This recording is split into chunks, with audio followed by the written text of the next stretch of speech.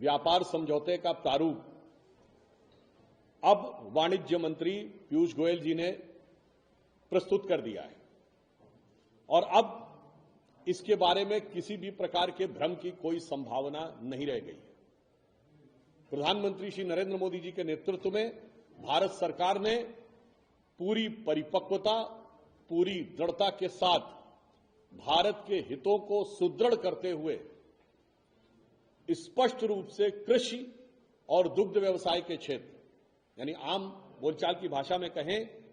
तो जिन फील्ड्स को प्रोटेक्टेड किया है अर्थात संरक्षित किया है, जिन पर इस व्यापार का कोई विदेशी आयात का प्रभाव नहीं पड़ेगा, उसमें गेहूं, चावल,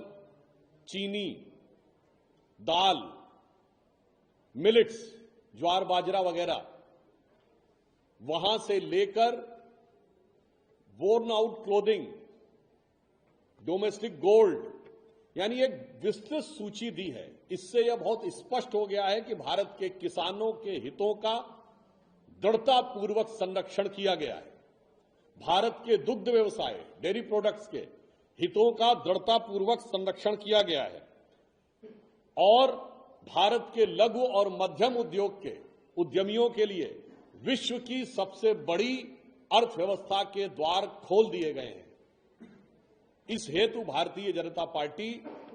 प्रधानमंत्री श्री नरेंद्र मोदी जी के प्रति आभार व्यक्त करती है और देश की संपूर्ण जनता के लिए ये एक बहुत सुखद और अनुकूल अवसर है। और अब एक बात बहुत स्पष्ट हो गई है कि पहले संयुक्त अरब अमीरात के साथ डील, ऑस्ट्रेलिया के साथ फ्री ट्रेड, ब्रिटेन के साथ फ्री ट्रेड और फिर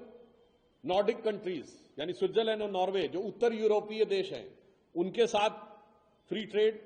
उसके बाद यूरोपियन यूनियन के साथ, यानी 5 के बाद ये जो 6वीं समझौता अमेरिका के साथ हुआ है, निश्चित रूप से यदि इसे सामान्य बोलचाल की भाषा में कहें तो ये सिक्सर मारने जैसा है, जो ये दर्शा रहा है कि विगत कुछ महीनों में विश्व की सभी प्रमुख विकसित आर्थिक शक्तियां भारत के साथ व्यापारिक समझौता कर रही हैं।